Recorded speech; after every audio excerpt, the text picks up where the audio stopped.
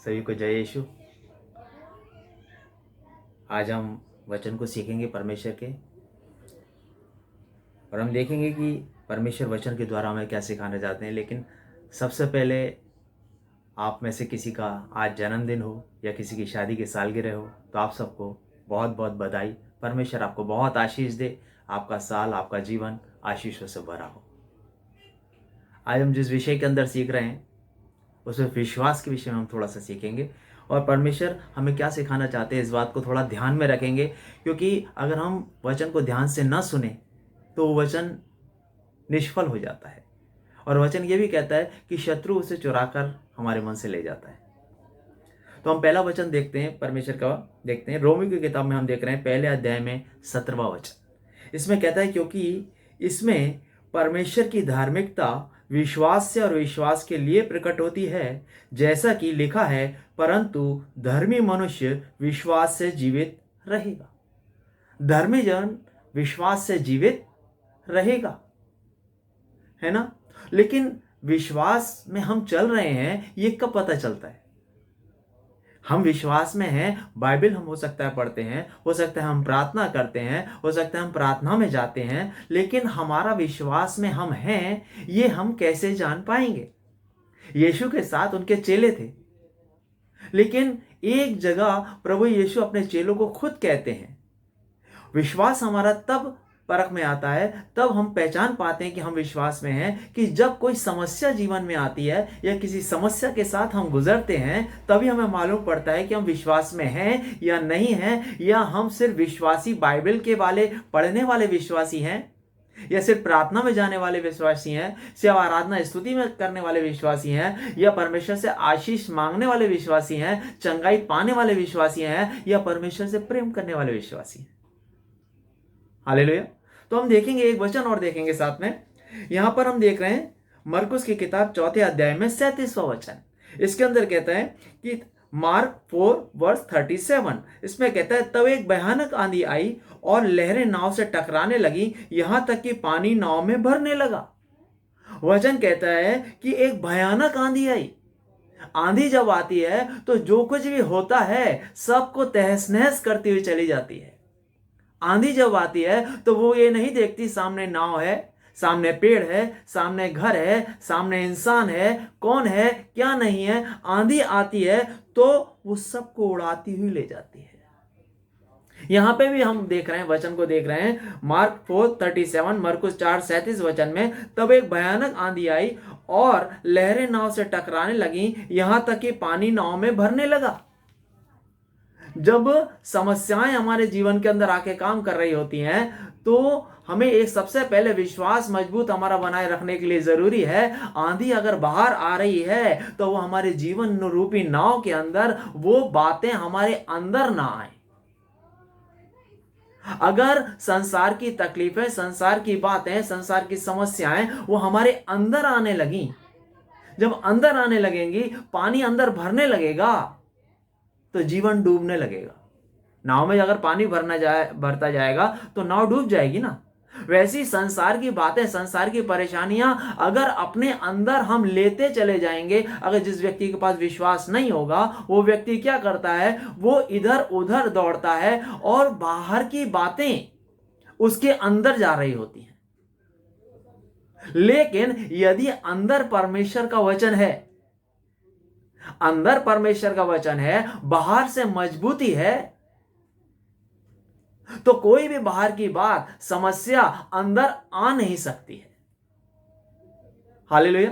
क्योंकि अगर हम बात, संसार हो सकता है कोई अपने ऑफिस में काम करता है, कोई बिजनेस कर रहे होते हैं, कोई किसी काम में होते हैं, कोई स्कूल में होते हैं, कोई कॉलेज में होते हैं, कोई स्टडी कर रहे होते हैं, हर तरीके का काम लोग कर रहे होते हैं। लेकिन ये जो बाहर की जो समस्याएं हैं, कभी अगर व्यक्ति इनको अंदर लेकर अपने घर में आता है तो उसके बाद में क्या होता है, समस्याएं घर की ओर बढ़ जाती है। लेकिन विश्वास हमारा तब काम करता है, कोई भी किसी भी किस्म की समस्या हो, किसी भी किस्म की परेशानी हो, लेकिन हमारे जीवन के अंदर परमेश्वर का वचन यदि भरा होगा तो हमारा विश्वास मजबूत होगा। और क्योंकि हमारे अंदर परमेश्वर का वचन है, इसलिए बाहर की चीज हमारे अंदर नहीं आ पाएगी। फिर अंदर उसी व्यक्ति के अंदर परेशानियां ज्यादा अंदर घुसती हैं जो अंदर से खाली होता है। इसीलिए परमेश्वर का वचन कहता है कि अपने आप को परमेश्वर के वचन से भरे रहो। यहां पर हम देखते हैं मार्क 4 में 38 वचन देखते हैं। मार्क 4 के अंदर 38 वचन, और वह स्वयं नाव के पिछले भाग में गद्दी पर सो रहा था और उन्होंने उसे जगाया और कहा, हे गुरु, क्या तुझे चिंता नहीं कि हम नाश हुए जाते हैं। आज हम बहुत सारे लोगों के जीवन में जब समस्या आती है तो लोग परमेश्वर के ऊपर दोष लगाना चालू करते हैं और परमेश्वर से कहते हैं, परमेश्वर क्या तो हम हमारी चिंता नहीं है। आपके जीवन में भी शायद ऐसा हुआ हो कभी कि जब व्यक्ति ज्यादा व्याकुल हो जाता है तो कहता है कि परमेश्वर कहां है, परमेश्वर क्या तुझे मेरी चिंता नहीं है।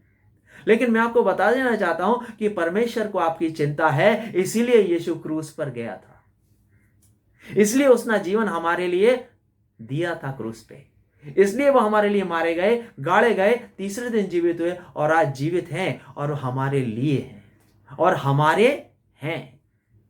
इस बात को हमें अपने मन के अंदर बैठा के रखना चाहिए, तभी हमारा विश्वास मजबूत रहेगा। बाहर की बातें, बाहर की समस्याएं अंदर अगर आएंगी तो उसका परिणाम क्या निकलेगा? जो परमेश्वर का वचन है वो दब जाएगा अंदर, दब जाएगा अंदर।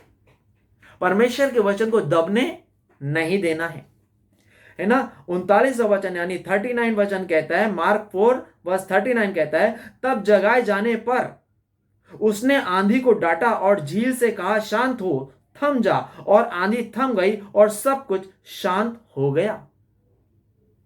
यहां पर वो परमेश्वर के पास गए। हम क्या देखते हैं? यहां पर वो लोग परमेश्वर के पास गए और परमेश्वर ने आंधी को डांटा, तूफान को डांटा और शांति हो गई। आंधी भी थम गई और तूफान भी थम गया। हालेलुया। आपको यह पता होना चाहिए कि जिस परमेश्वर की हम आराधना करते हैं, जिनके वचन को हम पढ़ते हैं, जिनके वचन को हम सुनते हैं, जिनके साथ हम चलते हैं, जो हमारे साथ रहता है, वो हमारी हर तकलीफ से बड़ा है और हर तकलीफ को शांत करने की सामर्थ उसके पास है। आमीन। तो हमें इस बात को ध्यान रखना है कि हर चीज हमारे जीवन की कोई सी बड़ी समस्या क्यों ना हो, उसको हल करने की ताकत प्रभु यीशु के पास है। क्यों? क्योंकि अगर हम कहें कि अपने जीवन के अंदर कि हमारी जैसी समस्या किसी के पास नहीं, प्रभु हर समस्या से गुजरा है। जिस समस्याओं से आज हम गुजरते हैं, प्रभु उन सारी बातों से आज गुजरे हैं, इसीलिए हमारी सहायता कर सकते हैं। प्रभु हमें कभी भूलते नहीं, प्रभु हमें कभी त्यागते नहीं। 40वां वचन प्रभु कहते हैं, जब अपने चेलों की व्याकुलता देखते हैं, उस आंधी को देख के, उस तूफान को आते हुए देखकर अपने चेलों की व्याकुलता देखते हैं, उनकी परेशानी को देखते हैं, उनकी समस्या को देखते हैं, उनकी मुश्किल को देखते हैं और उनको एक मृत्यु का भय, उनके अंदर आंधी तूफान के अंदर डूब जाएंगे, उनको कुछ हो जाएगा, ये भय उनके चेलों के अंदर आ जाता है। वैसे ही जब संसार के अंदर समस्याएं आती हैं, हमारे जीवन के आसपास समस्याएं आती हैं, हमारे विरोध में लोग बातें कर रहे होते हैं, हमें समस्या देने के लिए लोग खड़े होते हैं, हम दूसरों की मदद करने के बाद में भी लोग हमारा उपहास उड़ा रहे होते हैं, लोग हमें दोष लगा रहे होते हैं, हमें झूठा बता रहे होते हैं, हमारे बारे में गलत चीजें कर रहे होते हैं, हमारे उत्साह को गिरा रहे होते हैं। उस समय हमारा विश्वास परखा जाता है। उस समय 40 वचन हम क्या देखते हैं? उसने उनसे कहा, तुम इतने डरपोक क्यों हो? ये कैसी बात है कि तुम में विश्वास नहीं? प्रभु यीशु यहां पे चेलों से कह रहे हैं, तुम इतने डरपोक क्यों हो? तुम मृत्यु से इतना ज्यादा डर क्यों रहे हो, जबकि यीशु नाम का जीवन तुम्हारे साथ है। हालेलुया। यीशु नाम का जीवन, यीशु ने क्या कहा? मैं जीवन हूं। जब यीशु नाम का जीवन साथ है तो मृत्यु से भय क्यों? चाहे वो गरीबी की मृत्यु हो, चाहे वो बीमारी की मृत्यु हो, चाहे अपमान की मृत्यु हो, चाहे चिंता की मृत्यु हो, चाहे किसी आवश्यकता की मृत्यु हो, किसी भी प्रकार की मृत्यु को अपने ऊपर हावी होने मत दीजिए, क्योंकि प्रभु आपके जीवन के किसी भी क्षेत्र की मृत्यु को उसमें अपने जीवन के द्वारा नए प्राण दे सकता है। आमीन। ध्यान रखिए, प्रभु वापस सुनिए इस वचन को। 40वें वचन में प्रभु यीशु क्या कहते हैं? मरकुस 4 अध्याय में 40वें वचन के में क्या कह रहे हैं प्रभु? उसने उनसे कहा, तुम इतने डरपोक क्यों हो? क्योंकि प्रभु नहीं चाहता कि हम डरपोक बने, समस्या से डरें, समस्या में व्याकुल हो, समस्या में बाहर की तरफ देखना चालू कर दें, बाहर की चीजों को सुन सुन के अपने जीवन, कोई कहता है यहां चले जाओ तो काम हो जाएगा, कोई कहेगा ऐसा करो तो हो जाएगा, कोई कहेगा वो करो तो हो जाएगा, कोई कहेगा आप इस जगह जाके माथा टेको तो हो जाएगा। अगर इन बातों को अंदर लेंगे तो कभी भी प्रभु का विश्वास अंदर बना नहीं रहेगा। लेकिन यदि विश्वास आपका मजबूत बना रहेगा तो हर समस्या में परमेश्वर आपको मार्ग बताएगा। जब समस्या आती है तब व्यक्ति का दिमाग कई बार काम नहीं करता है। एक बार एक व्यक्ति डूब रहा था, तो उसने ईश्वर से प्रार्थना की कि ईश्वर मुझे बचा। तभी एक लकड़ी का बड़ा सा पेड़ का टुकड़ा उस पानी में बहते हुए जा रहा था, और उसको एक मन में आवाज महसूस हुई कि तू इस लकड़ी के टुकड़े को पकड़ और पार हो जा, डूबेगा नहीं। लेकिन उसने कहा, नहीं नहीं परमेश्वर, मैं लकड़ी के टुकड़े को कैसे पकड़ सकता हूं, अब मुझे आप बचाओ।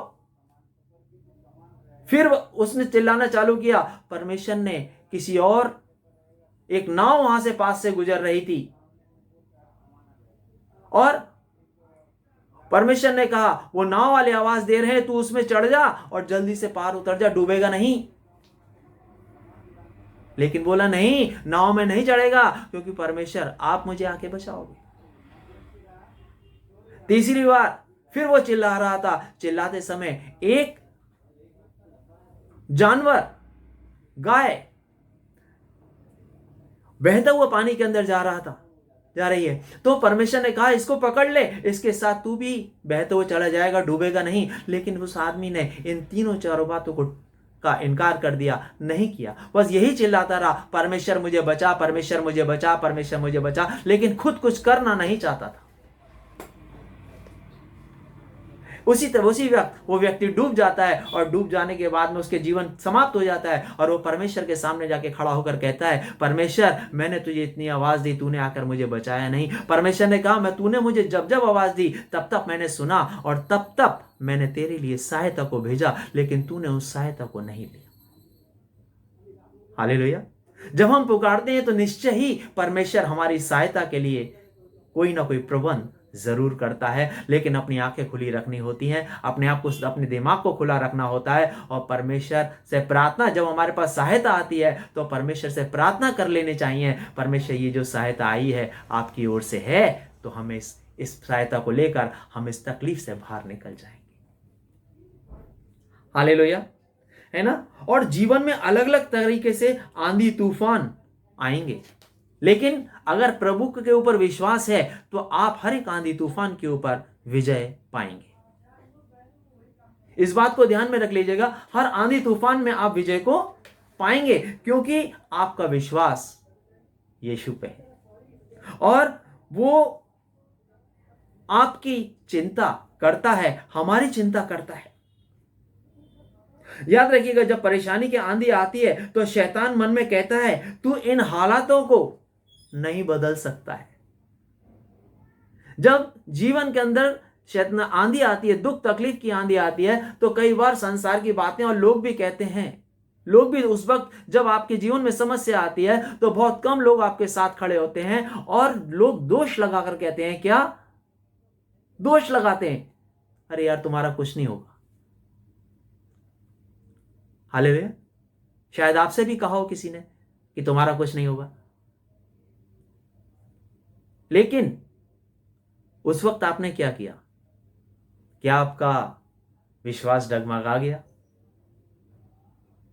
या हमने यीशु को पुकारा, परमेश्वर को पुकारा, वचन को पढ़ा, प्रार्थना को किया? हालेलुया। है ना। और उसमें शत्रु मन में विचार डालता है, संसार के लोगों के द्वारा हमारे मन में विचार डालता है। अगर आप सही भी होते हैं तो भी आपको गलत ठहरा दिया जाता है ना। और लोग क्या कहते हैं, शत्रु मन में क्या डालता है, क्या कि नहीं नहीं बदल सकता तू अपने अपने इस जीवन को, तू हार चुका है लड़ाई, तू कुछ नहीं कर सकता। हालेलुया। और याद रखिएगा कि जब आपके दिल के अंदर ऐसी आवाज आती है कि तू कुछ नहीं कर सकता, तो उस वक्त अपने मुंह से आपको कहना है, मेरा प्रभु मेरे लिए सब कुछ कर सकता है। आमीन। सब कुछ कर सकता है मेरा प्रभु मेरे लिए, जो मेरे लिए जीवन दे सकता है, मेरी हर लड़ाई को जीत सकता है, मेरे हर लिए खड़ा होकर वो लड़ सकता है, मेरी हार को जीत में बदल सकता है, मेरे दोष को आशीषों में बदल सकता है, मेरी बुराई को अच्छाई में तब्दील कर सकता है। मेरा प्रभु मेरे लिए सब कुछ कर सकता है। जो मेरे लिए अपना जीवन दे सकता है वो मेरे लिए सब कुछ कर सकता है। जिसके साथ मैं चलता हूं वो मेरे लिए सब कुछ कर सकता है।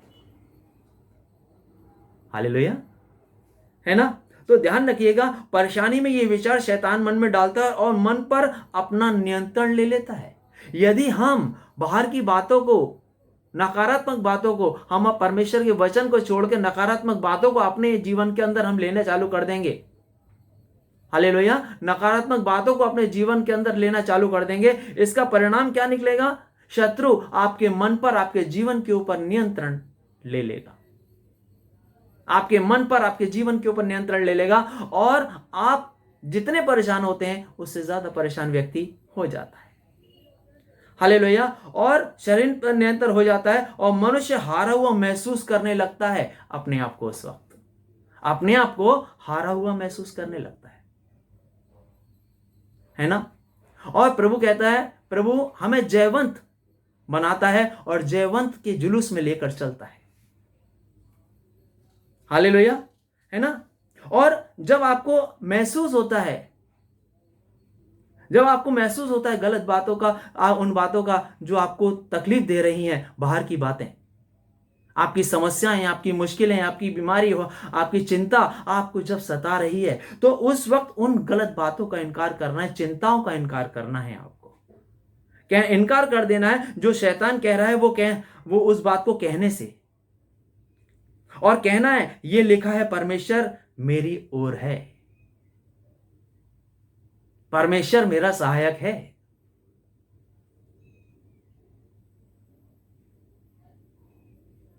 और जब यीशु का पवित्र लहू बहता है सब कुछ होता है। ध्यान रखिएगा, शैतान यीशु के जन्म से लेकर क्रूस पर जाने तक मारने का प्रयास करता रहा। यीशु को जन्म से लेकर, हम प्रभु के जन्म के समय में देखेंगे, तब से जब तक क्रूस पे नहीं गया, उसका प्रयत्न उसको तकलीफ देने का ही रहा।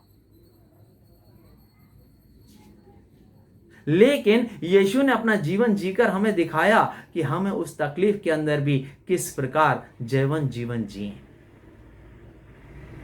हमें जयवंत जीवन जीने के लिए ही प्रभु यीशु ने बुलाया है। इस बात को ध्यान में रखना है। हारा हुआ जीवन जीने के लिए नहीं बुलाया गया है हमें। हारे हुए तब थे जब इस हम संसार के अंदर थे। आज प्रभु यीशु ने क्या बोला? इस संसार से मैंने तुम्हें अपनी करीब बुलाया है। तुमने मुझे नहीं चुना बल्कि मैंने तुम्हें चुना है। और जब परमेश्वर ने चुनकर हमें अपने पास बुलाया है तो इसका मतलब हम महत्वपूर्ण हैं उसके लिए। हालेलुया। और जब आप सीखते हैं ना, जब आप सीखते हैं तभी आपके विश्वास परखा जाता है। जब आपने कुछ सीखा नहीं है तब तक विश्वास परखने का कोई मतलब ही नहीं है ना।